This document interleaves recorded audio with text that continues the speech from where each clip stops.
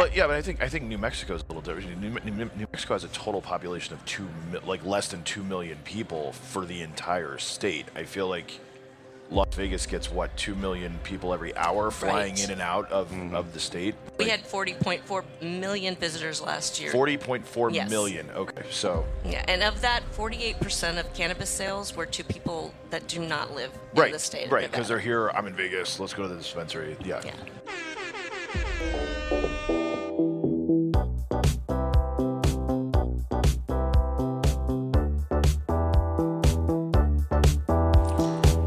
Back, MJ BizCon 2023. It's Wednesday morning. It is early. Sorry, Prescott. This is the first episode of our state-by-state series. Dimitri Downing here with co-host for this one. Max Uhas, Dope SEO. Yeah, so we are starting today with Nevada. Yesterday we covered Colorado, Alabama, California. No, we didn't do California. No, Washington, Missouri. A bunch of states. Yeah, it's just incredible. Jersey, New York. New Jersey was interesting. Yeah. There's an incredible amount of information that we get in such a short period of time. Obviously, each state is its own unique entity, has its own unique history, regulatory structure, supply chain, nuances, players, etc. So there's a lot to get out. So let's get right to it. Introduce yourself and tell us about how your involvement in cannabis came to be and your company, and then let's talk about Nevada, and then you go after him. Sure. I'm Prescott Jones. I run the cannabis department at Resnick & Lewis. I'm an attorney. I've been in the cannabis space since the very beginning in Nevada. How I got into cannabis, funny enough, I sort of fell into it. I had a corporate law background. The firm I was at was looking for someone to get involved in cannabis law. I had the right background, gave it a try, saw the future, and 10 years later, here I am sitting with you guys today. That's awesome. So 10 years on Nevada cannabis. That's extraordinary. Awesome. And Dina, you are? I'm Dina Vaina. I was the founder of Apex Advisors. I'm a cannabis accountant, and I also work with the Chamber of Cannabis. I'm the treasurer for the Chamber, which is the largest and most diverse trade association in the state of Nevada. We actually work with their organization to get legislation passed in the state and get some good laws on the books for the cannabis industry. Good God, we have the lawyers and the accountants. I know. They know everything that's happening behind the scenes. Everything behind the scenes and all the stuff that nobody else talks about. They're like, don't tell anybody this yet, but this is what's happening. I love it. So I qualify you guys as Nevada experts. What is it they say? Your Honor, will you accept the... How did they do that? That's his area. No, but I went to law school. I prosecuted for a while. So, Your Honor, may I have the witness entered as an expert? I'm not sure what it was. It's been a little bit since you've been involved in litigation, hasn't it, Dimitri? Clearly. Yeah. Well, you should tell me. Okay, so you guys are qualified as experts at the MJ BizCon. Put your hand on the table. Court of Law. The MJ BizCon. The MJ BizCon, you are now experts. I am the judge Yes. of the MJ BizCon court. Okay, and I qualify you as experts in Nevada. Done. Okay, there you go. Sick. So, you said since the beginning, when did Nevada go medical? We went medical, I want to say it was back in... It was 2000, actually. Oh, I mean, officially, yeah. But Officially medical, I think 2015, was... we got the first dispensaries. Yeah, correct. So we had laws on the books for over a decade, but we never had the regulations in place. We never had the legislative structure to allow for actual medical dispensaries until it was 15, right? 15. Yeah. So the actual law was passed back In 98, actually.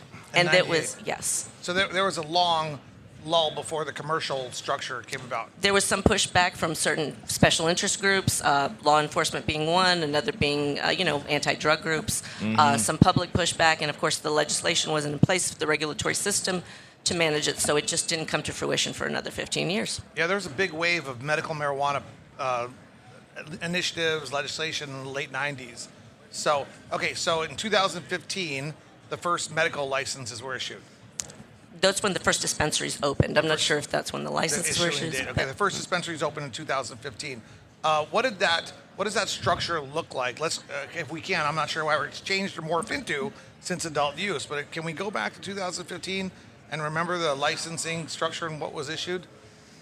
There was like how many dispensaries? Honestly, I'm not that familiar with it. I've only been in cannabis for 2 years, so I'm more familiar with the structure as it is today. Yeah, it started off, of course, very small. I think we saw what happened in Washington, what happened in Colorado early on. It started off very small. It's going way back, but to think about what the industry is then compared to what it is now is completely different. Well, I mean, I like to talk about history, but you can also Google that. So let's talk about what it is now. Well, it's a capped market, so we do have our licenses are closed out. There are 5 areas, of course, where you can be licensed: cultivation, manufacturing, distribution, retail, or laboratories. So Nevada is a limited licensing state, and it's not vertical. So are there any? You can be vertical, sure. You can be vertical, but there are no big vertical licenses that are out there. It's different than Arizona in that sense, in that there's individual licenses. Like Nina said, you can be vertical, but you have to obtain all the licenses to become vertical, Yes. rather than just get a You single can't get vertical. one single license. Right. Yeah. Right. So you Now, have to one apply thing that for has each one. changed is that you used to have a medical and an adult use license. You'd have to apply for both. A bill that we just got passed, SB 277, addresses that. And now, starting in 2024, you can get one license and have both. Tell me what that kind of license class is going to be called, because in one state, Arizona, it's called dual use. In another state, in Maryland, it's called consolidated license. What are you guys calling it in California? I don't know that we have a name Nevada. for I don't it. think we have a name. Call it dual use. Dual use, it might Dual be. Yeah. use. Call it- I would imagine that they're expecting that if people are going to get that, they're going to get both. They're not going to bother just having a medical if they can have a Right. medical and an adult. So Okay, so, and in some states like Maryland, there are these vertical licenses, but then Maryland switched over from vertical to, I don't think it's officially called horizontal, but it probably should be.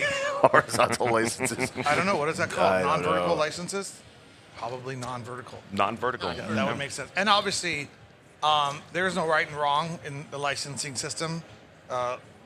Licensing in general is an evil concept in my mind, but doesn't matter if it's vertical or horizontal, or Sideways, if it's backwards. just one king who's Diagonal. developed a principality Yeah. to control all the commodity, services, and goods, and take ownership of the people within that territorial area. That's what we call pre-America. Sorry, sorry. You know, A little if you- colonialism for you. Yeah, Like, pre-colonialism. when you really reflect upon the evolution of the cannabis industry state by state, how all these markets are evolving, and the licensing stuff, and you really start to reflect upon opportunity and what it means, what the government's role should be. There's a lot of fuddy-duddies who are pushing, punishing the new drug reality through excessive regulation, including licensing caps. I just try to go after those people within our industry actively who promote licensing caps, because I think that's a cool Yeah. thing. So, and there are some with the lobbyists and lawyers who do that. well, and they do believe that our market research has shown that we can support probably another 1,200 At least. dispensaries. Yeah. Just in Right. Nevada, Yeah, that right? was the figure Just in Nevada Nevada. alone. 1,200? 1,283 Wow. to be exact. And to me, why are we doing any research? Why are we doing any market analysis? Why are we just not letting the free market and the open market and the consumers and the I patients think you see that in decide? California, though, and there's been a bit of a problem with, just being able to pop up a shop anywhere. Of course, Right. that has its Yeah. problems as well. Yeah, there's the lesson of Oklahoma, of New Mexico, where you have thousands and thousands of dispensaries and a population of only a few million. And I think there's an effort in Nevada to avoid something like that. Now, that's not to say we don't go too far the other way and overregulate. Right. Yeah. Well, yeah, but I think New Mexico is a little different. New Mexico has a total population of less than 2 million people for the entire state. I feel like Las Vegas gets 2 million people every hour flying Right. in and out of the state. We Like, had 40.4 million visitors last year. 40.4 Yes. million. Okay, so Yeah, and of that, 48% of cannabis sales were to people that do not live right, in the state of right, Nevada. because they're here. I'm in Vegas. Let's go to the dispensary. Yeah. Yeah. Maybe I'm just a little crazy, but my just libertarian philosophical beliefs lead to the conclusion that the government shouldn't be in the business of picking the winners and losers in any society, in any commodity, any good, and any service. And on top of that, supporting them so they don't fail. I like when people fail. That there's a reason why they should fail. There's Failure's a reason good. why competition is good. If it is what it is. That is what makes us all better. And ultimately, I've come to the conclusion that this competition, this innovation, this price war eventually will lead to a better product for patients and consumers. So as an industry, I'm always challenging our industry members that if you support an industry that is built around the interests of the patients and consumers, you should like competition. You should like open markets. You should like failure, because the bad retailers the bad cultivators, the bad manufacturers End up out of business. out of business, Yeah. and they won't be protected by some artificial cap created by the government. There you go. Well, you guys agree with me? I don't disagree. Absolutely. It's just a discussion. I think there is some balance Yes. to that because obviously, as we've seen in other states, it can be problematic if people are just popping up. But I get to your point that Right. let them fail and. Yeah, I don't like to use the word hate, but when I think about the government, it kind of ties in there. The emotions, the energy of hate comes to me. It's difficult too, though, because when you're getting the cannabis market really off the ground, especially going back to 15 when we started medical dispensaries, there has to be a certain expectation that the license is going to maintain value when you're dropping hundreds and hundreds of thousands of dollars Sure. into it early on. You don't want to go into a market that's going to be oversaturated with 1,000 dispensaries in Las Vegas within a year. You, of course, have to balance that with, like you said, the market forces have to do what they do and weed out the lesser businesses, and the ones who provide a better product and better value to customers get propped up. You know what I would like to have done? I would have liked to have been like the organizer between France, England, Luxembourg, Germany, Austria, and all the other principalities. Right. If I was alive during the 1650s, we would never have America if I worked for them. We would never have the French Revolution because I would have I'm just kidding. You would have Yeah. written it a little bit different. I just would have the- let history happen a little differently, I'm just sorry. I'm a big Adam There's Smith a little guy. bit of freedom here for everyone. Like, Yeah. we don't need to push all the people away. So, Yeah. and also, I love the cannabis industry. I love the entrepreneurship. I love the opportunity. I love the people with the new ideas who haven't even been born yet. I love this place being crowded. But MJ BizCon itself should realize that if they don't support open licensing, there's going to be less people here. Imagine if there was every state was like Florida or Alabama, where there's like 4 licenses right now. Right. Imagine Right. if it was Alabama, there'd be no jobs for lawyers, no jobs for accountants. You see what I'm saying? So Well, that's essentially a monopoly in and of itself. It's Right. like we are the 4, and that's it. You know Yeah, what I mean? and Like, I didn't come into the cannabis industry to talk about this stuff, but it's an interesting economic experiment. It's a real phenomenon, state by state, and that's one of the reasons why we're talking about the different states and interviewing people who know about what's happening in that state. To that end, let's get back into Nevada. Yeah. So, what does Nevada look like? Retail licenses, manufacturing licenses. How crowded is it? Consumption lounges. Well, that's the big story right Yeah. there. But we've got, I think, about 150 dispensaries. Is that about right throughout the state? Obviously, 600 total. 600 total licenses, correct? Yeah. And 600 total So licenses. I think they're all gone, but not all of them are. They're not all being used. Some Right. people who are holding their licenses. But all allocated. Yeah, allocated. So 150 allocated retail, Yes. for retail, yeah. And 600. No, 600 allocated for retail. 600 allocated for retail. But only 150 open. About 150 Correct. open. Ooh. And what? That doesn't make any sense at all. Well, people got licenses, hold licenses, maybe for growth later or for selling. But one retail license allows for one retail store. Is that correct? Correct, yeah. Yeah, but yeah, there's 150 open right now. I guess I'm not certain that there's that many dispensary licenses out there, but they're also allocated by county as well on the retail side, so there's some holdups there. For example, you've got a bunch of rural counties up in northern Nevada where people have licenses, but you don't have the regs in place to let them open whatsoever. So, Now, is that number controlled by the state or by the local jurisdictions? State. yeah, the entire number is controlled by the state, but the local jurisdictions can allow or disallow cannabis They can in opt their out county. too.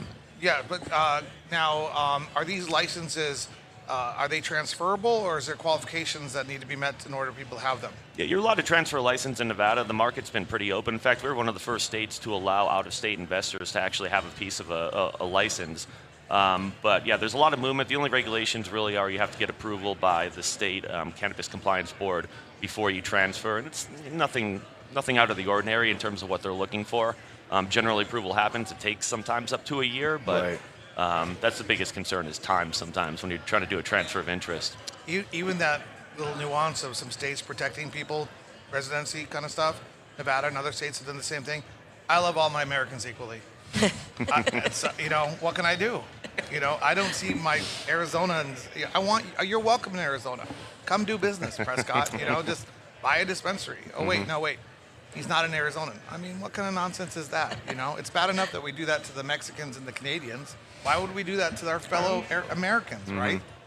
Am I crazy? No, absolutely. Okay. Well, it's a closed system now, so I guess people are trying to keep it within their own state for. Right. Maybe we should build a wall between Nevada and Arizona. I'm not kidding. It's a slippery slope, but it's a natural inference as to where it goes. You know, and then that's why I just have gone the other direction. But enough about that. Manufacturers, processing centers, cultivations, let's talk a little bit about what happens there. Well, labs are limited to 12, so that's a really small group. Is the laboratories 12 licensing. processing laboratories, so 12 manufacturing centers, processing centers, Yes. production centers, whatever they're No, called. no. Just labs. Laboratories for testing. Oh, 12 for lab testing testing. labs. Yes. Oh, so they got it good here. They got Yeah. it good. Well, I mean, at least they have 12. Yes. I think cultivators is like 150. 150 Yeah, cultivators? something seems like about that. right. Yep. And then are these cultivators tiered? Are they unlimited No, in nature? it's not tiered. Yeah, single license. Yep. Good. Well, I mean, I do kind of like the tiered system. I surprisingly, I thought Mississippi's licensing system was quite good. So the tiered system, yeah. You know, I'm also I don't like canopy caps. I don't like canopy caps. Yeah, did I say that twice? yeah, they have a micro in Mississippi. They had a micro license that was for like 2,000 square foot. Right. Government's Yeah. such a strange thing, you know. And you know what? See, I'm a liberal. I love the government. I'm a Democrat. I want people to believe and trust. I'm really not, but I want people. He's He said really he was not. a- He's he really said he was not. a- there for a- a second. But Yeah. see, A libertarian, really. Here's how I win my. He's whatever he wants to be. Here's how I win my argument, no matter what. Because you guys might be Democrats, liberals. I don't want to know. It's okay. But so I'm a liberal. I'm a Democrat. I'm a communist. But I want people to believe and trust in my government, in my system. And if you showed your children all the different models and nuances and stupidity that has happened state by state in the cannabis industry, would they respect government? Would they trust it? Would they love it? No, they wouldn't. So anyways, and then the Republicans are supposed to be free market people, but that gets a little nuanced too. You know what I'm saying? So Very much. everybody should recognize this, you know? If the government's going to do something, do it right and do it well. And if you can't do it right, just stay out of the way. You know what I'm saying? What? I'm not saying anything. I Okay, mean, well- you're on one of your. Rants, sorry. You're ramping up for the. This is the Do first one of the. you of think this there's morning. any rolling it back now, though? Now that they're involved in cannabis, I mean, You know what? where does this end? Well, we found out in the 17th century where it ends, in the 18th century, you know, with enlightenment, with the revolution, you know. Enough people look at the system and they say, well, I'm left out, and then what happens? True. You see what I'm saying? My kids might very well be the first cannabis revolutionaries in the history of humanity 30 or 40 years from now. See what I'm saying? When they look at the system, they said, wait, okay, there was Florida, there was 25 licenses, 30 licenses, lobbyists got deeper and deeper and deeper, and there was less and less and less. And now by government regulations, we can't even be involved in Florida, but we like Florida. So let's start a revolution. And you know what I'm saying? What do you do? You know, but so you want to create a system that's fair, especially if you love government. See how I just tied that whole thing together? You pulled the whole Yes. wide loop I'm together. still not sure if he loves government or hates He's government. not. He hates the government. So He's trying to keep a straight face when he he's says trying to that, but he it's keeps not a working very well. straight face and eye contact, and he's like, if I say it enough. Are you convincing me? Okay, so labs. So there's only 12 laboratories. Okay, that's interesting. That's an interesting nuance. That makes it a good investment. Good labs are a good investment. They must be charging a lot. Yeah, it's costly. Yeah. Oh, yeah. Yeah. Yes. Until I become governor of Nevada, labs are safe. Okay, so That is a large expense, actually, a large expense for the cultivators. this and is Mita manufacturers. Unshackle. Unshackle, yes. The shackles are undone. So that's very, very interesting. Okay, so a lot of people hope depends who you ask. They want more labs, right? They want more competition. Sure, absolutely. Yep. Because it takes a long distance and time, and the cost of the per panel is probably really high, and those nuances are tough. And now that anybody who's lobbying for the labs, I should go lobby for the labs. I I haven't heard. don't know. Yeah, I haven't heard of anyone actually. Yeah. It's Is kind there, of just. is there a lab lobbyer? I don't think so. Yeah. Oh, okay, lobbyist. Yeah. Lab. Maybe you should give it a into. shot. I wouldn't be a good parent of humanity if I wasn't an equal opportunity educator. Labs that are out there watching the show, go get yourself a lobbyist, protect your interests, Start twist lobbying and turn, now. do not lose your market advantage. Call me. I'm just kidding. Don't call me. Call Prescott. Send him one of your friends. That's okay. They have to make a living. I don't care about that kind of stuff anymore. So production, manufacturing, and processing centers. How does that work? The reason why is because a lot of brands want to migrate into Nevada. Las You Vegas. mean like so for partnerships? Yeah, or like Partnering with them? like how many licenses are there? Can you manufacture? Can you process? Can you produce a wild at a cultivation center, or is that an independent manufacturing center? independent cultivation centers? It depends. Yeah. There's some Yeah. cross license holders, yeah. Yeah, my experience is mostly dealing with independent cultivators who have an independent manufacturing production company they work with, and we're really, even to this day, with the market being what it is, we're seeing a lot of big brands still coming into the state, and it's keeping me busy certainly. So how do the big brands come into the States? They just find a local partner, or are they getting their own manufacturing processing license? In my experience, they're finding local people out here. It's good. I mean, Yeah. you're seeing a lot of MSOs who've got relationships in other states with these brands who want to bring them into Nevada on their Nevada license, but yeah, generally they find local people here. Is there a limit on partnerships? Like how many people you could partner with if you're a processor or Nope. yeah, okay. If I found that, I would really, really get nasty on that. Yeah. That's just another It's like you're- constraint on free markets, an unbelievable one that nobody even really wants. Well, some people would. It's nuanced, and these things matter. These things are important, and it's crazy that there's people that's crazy who are authorizing people to make these kind of decisions. Right. You know what I'm saying? I mean, but with all that, Nevada is still considered like one of the top models for licensing. Considered by who? Not People by who me. own licenses, for People sure. who own licenses, others, the states in Aha. general, like The you know. states in general, but who in those states? I mean, this is True. a discussion. That's true. Our job is to educate and tell the truth. So when we use phrases like people consider it a model, the states do this, we have to say, what do we mean? Who are we talking about? Investors consider it a good model, sure, because The investors. exactly, I agree with the you. money Invest- people. The Yes. money I'm the money I'm on the behind money it all. people's side of things. So. I hear you. The money speaks. No, but it's true. The world is what it is. And there's a lot of it balancing between how the world really is and how you imagine or believe the world could be. And Absolutely. so, me, I'm just a little crazy like that. I've seen enough to know at this point that I don't care how the world is. I don't care how anyone else thinks it should be. I want the world to be as free and as possible so we don't have any of these crazy ideas that are built up upon us and dropped upon us. I don't care who has them, where they came from, or who they belong to. My ideas are just as wrong as yours. Exactly. That's exactly right. That's the only thing you've been right about, right? Right. But can we agree that my ideas don't impinge upon your reality? Absolutely. I want you to be free. To a certain point. Right. I mean, Well, as that's long where- as yours don't infringe on mine, we're good. And that's right? where the government should get involved, right? At that point. that Venn diagram, right? Where Right. yeah. It's a weird world. So we have. So you like the investment opportunities in retail? Right now, as they are in Nevada, Yeah. there are really as a partner coming in. Yeah, I mean the only way to get into the market at this point is to partner with someone locally or purchase an existing license holder's business. Yeah. We're at Thanksgiving dinner, and you just told your 18-year-old daughter that. How does it feel? Well, yeah, I hear you, but that's the way you get in right now. Right. I'm Yeah. for the unshackled audience. I'm just trying to remind people that we're all family. We're all part of the Absolutely. same world, and there are no principalities. Another way is to get into an ancillary business, a support business. Right. Well, yeah. Similar to accounting or law or Right, and that's ton what of other everybody, stuff. everybody here is. So, from investment perspective, the labs, unbelievable, 12 labs. Is that limited capped already by law? Yeah. that's the cap is 12. I wonder who drafted that legislation. You have anything to do with that? Not me. That's crafty.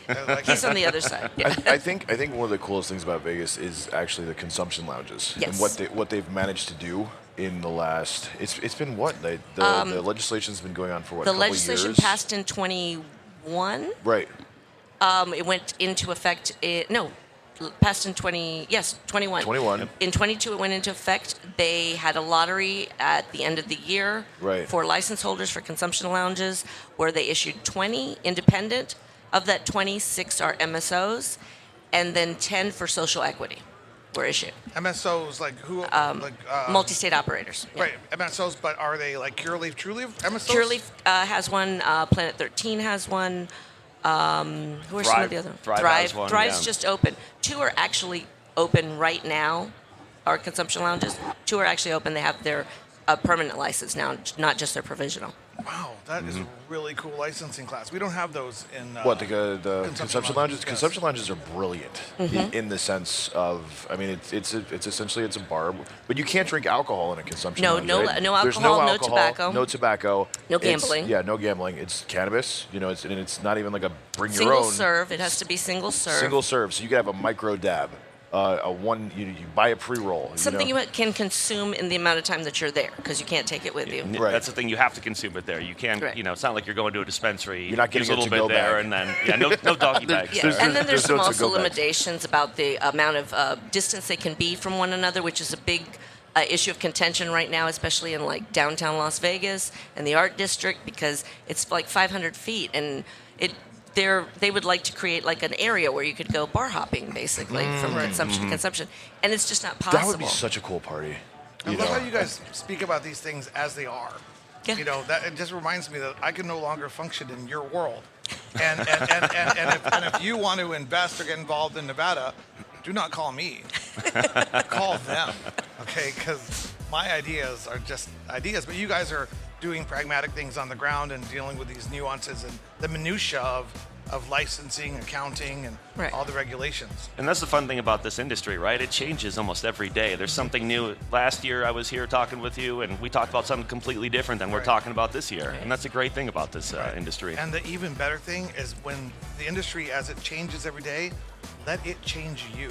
Right. So next time that you're at dinner with your daughter at Thanksgiving, you don't Guess what? feel bad about what you just told You her. can go get a license now. It's open.